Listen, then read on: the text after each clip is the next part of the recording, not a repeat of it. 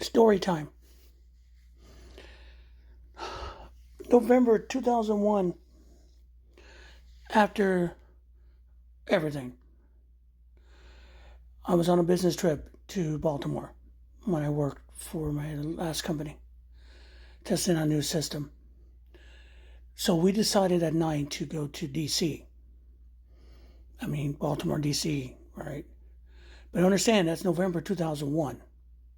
Got there in the evening. We're lucky. The weather was good. And DC was in lockdown. There was cops everywhere. There were cops in the corners. The Washington Monument had barriers up for bombing. But me and my partners, we got a chance to walk around the city, probably the safest would be at that time, around the mall. And we got down to the White House, and we were able to get to the Lincoln Memorial. But the one thing I went was one of my coworkers, he was a Vietnam veteran. He wanted to go to the wall. He wanted to find a friend's name on the wall. It was dark. It was eerie. You had the floodlights. He found his name. There's a book that you can look it up, and it takes you to the wall. The section of the wall where your name is. As a child who grew up during the Vietnam War, I remember the reports every day, Cronkite or NBC News, of the Americans killed or lost in battle or wounded in battle every day. And for me to walk through that it still touches me because I can see it. And then I remember the statue of the soldiers next to the wall.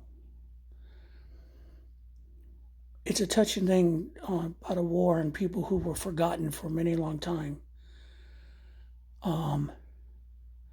So June 14th, Trump is having his military parade party. He's calling it the 250th anniversary of the Army party. It's bullshit. It's his party.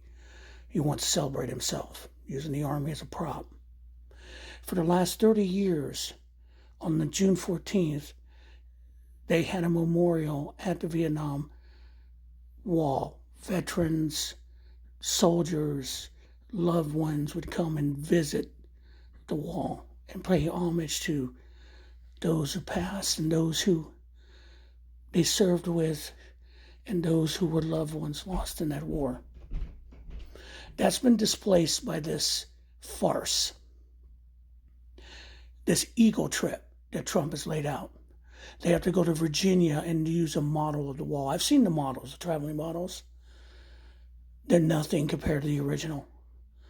Those people have been gracious. But this tells you how much Trump respects the military. This whole fucking thing coming up on the 14th, it's not about the Army. It's not a celebration. The Army could celebrate without a fucking parade. This is Trump feeding his fucking ego at the expense of others and the expense of people who died in his place because he got some doctor to make sure they faked he had a medical condition and couldn't be drafted in Vietnam. Men died on that wall because they couldn't do what he did, and he got a fucking exception to the draft. You know, my anger right now is unbelievable because this is just one more thing that you people dismiss about this man. The callous ego, the narcissism that disrespects people who served his country and died for him because he didn't have the fucking balls or courage to stand up for this country.